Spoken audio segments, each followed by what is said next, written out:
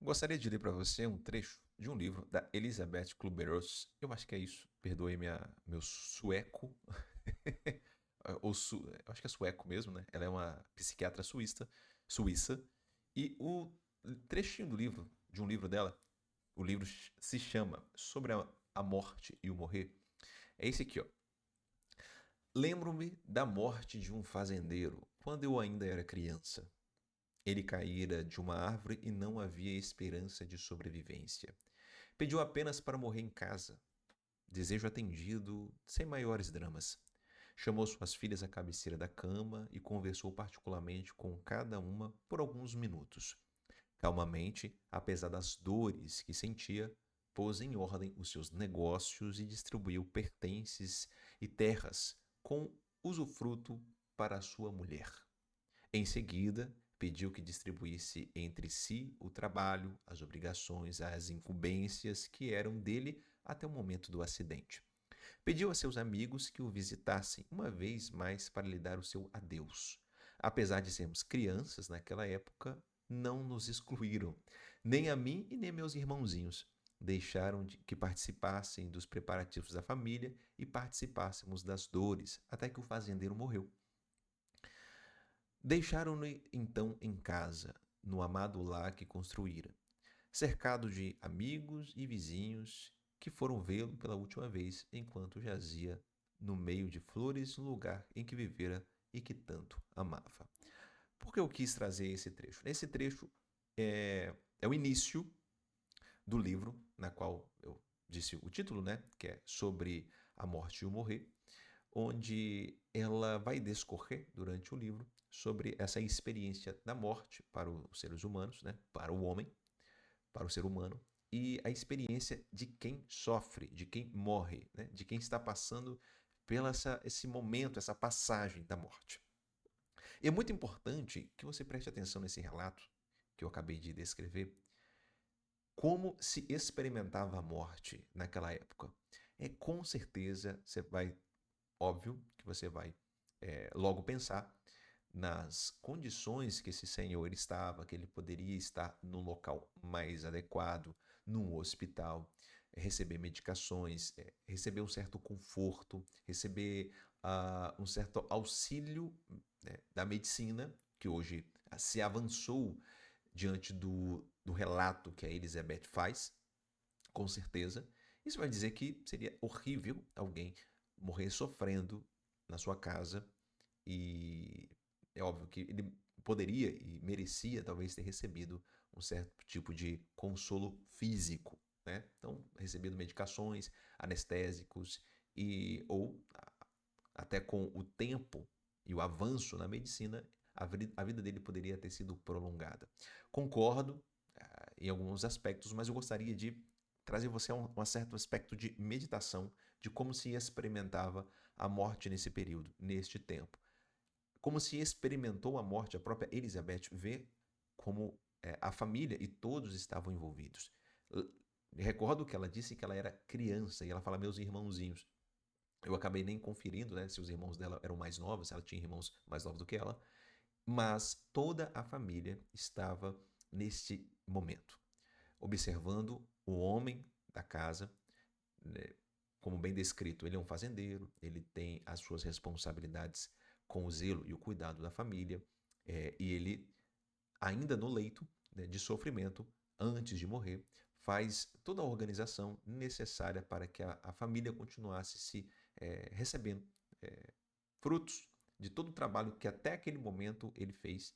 Ele realizou, distribuiu as tarefas, explicou tudo o que deveria ser feito para todos e recebeu visitas de amigos, familiares e pessoas ali. Veja bem, a morte não pegou ninguém de surpresa nesse relato. Todos sabiam que esse fazendeiro, inclusive ele mesmo, havia de morrer. Não foi uma surpresa para ninguém quando, enfim, ele fez a sua passagem, quando ele fez a sua Páscoa, quando ele deixou esta vida. Não foi surpresa para ele, não foi surpresa para a família, não foi surpresa para os amigos, não foi surpresa para as crianças que participaram dessa cena. Alguns diriam que essa cena pode ser uma cena de horror, né? De sofrimento, de angústia. Alguns podem repudiar. Hoje, né, mais velhos, talvez não conseguiam suportar essa cena. Mas veja quanto que ninguém, e repito, foi pego de surpresa nesta ocasião da morte. A morte fazia e faz parte, né, da vida de todos nós, e principalmente para essa experiência na qual Elizabeth descreveu na sua infância. Fazia, fazia parte da vida esse momento. Fazia parte, inclusive, e da responsabilidade desse fazendeiro de se preocupar, quando ele morresse, com a família que ficaria. Veja bem quantas pessoas hoje, quando pensam e exercitam, né, sobre a meditação da própria morte, eles se preocupam, né, com certo desdenho. Né? Vocês que fiquem, vocês que se virem, não é problema mais meu, eu não tenho mais necessidade, estarei morto, vocês que se virem, né? Não é uma responsabilidade minha. Veja como que é grande a, o ato de sofrer e morrer para este homem, como ele também se preocupa com toda a realidade. Eu não estarei mais aqui, mas a minha família precisa de amparo, precisa de cuidado, precisa de uma organização. Como que todos os amigos ao redor também participam desse momento, onde observam o sofrimento, claro, deste homem, mas que veem aos poucos a morte chegar. As crianças que também frequentam a casa, que também são convidadas a participar desse momento. O que eu quero falar com essa meditação? O quanto a morte se distanciou dos nossos olhares. O quanto a morte ela ficou tão distante, mas tão distante que ela parece algo que nunca vai chegar. A morte, ela é como se fosse possível adiá-la, ou talvez nem chegar. Há muitos que experimentam isso da morte, como se fosse uma notícia distante. E quando ela se apresenta, ou para si, diante de uma enfermidade, uma comorbidade, uma dificuldade de viver, né? E ela cada vez mais entra pela porta da casa, né? E aqui, é claro, estou falando de forma mais meditativa, mas como ela vai entrando, ela vai se colocando ao seu lado, ela vai se aproximando. Quanto mais você vai enxergando a sua morte, né? As pessoas entram em desespero, em dores, e quanto também as outras pessoas que amam a quem está no momento de grande enfermo, de comorbidade, que observam a morte chegando também, e quanto sofrem, mas sofrem porque se distanciaram da lembrança de que ela existe, de que a morte existe. Tem uma frase do C.S. Lewis que eu gosto de repetir e digo, né, que a morte existe e tudo que existe é importante. A morte, ela completa a nossa vida. A morte, ela é aquilo que dá o ponto final nesta vida terrena, nesta vida terrena. Ela que dá, né, a cereja do bolo das nossas obras, né? Tudo isso na hora da morte.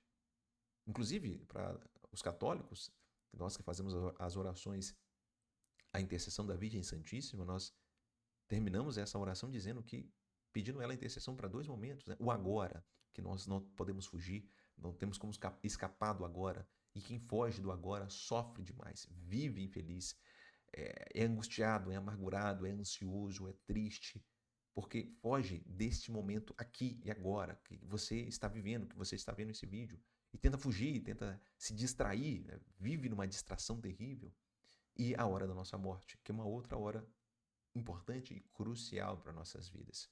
Como será a notícia que você morreu para todas as outras pessoas? Será uma cereja no bolo, né? Será uma fatalidade? Que pena que foi agora, que pena que não deveria, que pena que ele não fez tudo o que deveria, não teve tempo de fazer as boas obras dessa vida. Ou será, né, como disse, uma cereja do bolo? Será maravilhoso, viveu bem, se entregou e cumpriu com suas responsabilidades ao fim. Essa reflexão, quando eu li, e é o que ela também apresenta posteriormente, ela demonstra como hoje, com as realidades que nós temos, e é claro, eu não estou entrando em questões aqui se deveríamos não, né? Inclusive tem uma questão sanitária, né? Deixar todos os nossos mortos morrerem em casa, mas como essa experiência naquela época, como as pessoas sabiam, né, da morte e viam ela. Hoje não. Hoje é sempre uma notícia que vem como um trem em alta velocidade e arrasta tudo que há dentro do peito de quem recebe a notícia, seja de quem vai passar pela morte e seja de quem vai experimentar a morte de quem ama. É essa força que parece que arranca tudo e às vezes deixa um buraco dentro de cada um de nós, né? E só fica esse buraco para aqueles que não conhecem a morte, aqueles que não meditam continuamente sobre a morte. E digo, a morte é sempre um motor para amar mais, porque nós não sabemos o nosso próximo segundo, o nosso próximo instante, nós não sabemos o que se nós estaremos vivos daqui 1 minuto, daqui 1 hora, daqui 1 dia, daqui 1 ano, 10 anos, ou 20 anos, ou 60 anos. Não sabemos. Então, por isso que ela é também um motor. Como não sabemos a hora da morte, deveríamos amar e se entregar e dedicar o nosso tempo a todos a quem amamos. Isso é muito importante. A notícia da morte, ela não nos deveria ser, né, algo assustador, mas uma lembrança que nos move, que nos joga para frente para amar mais. Amar todos aqueles que já se foram, amar mais quem está diante de nós, fazer do nosso tempo valer a pena. Valer a pena. Bom, era isso que eu queria trazer como reflexão. E se você tem dificuldade para se preparar para a morte de alguém, ou até a sua, ou sofre com o luto, na primeira descrição, no primeiro link da descrição de vídeo, eu deixei um material especialmente para você que precisa vencer o luto, passar por esse vale sinuoso, como disse C.S. Lewis. Eu deixei um material para você conseguir vencer a esse momento tão importante, né? Não voltar a ter um centro dentro do peito novamente e que você não sofra mais. Um grande abraço. Se você gostou, deixe o seu like, deixe o seu gostei, mande esse vídeo para alguém que precise e se inscreva no canal. Um abraço e até a próxima.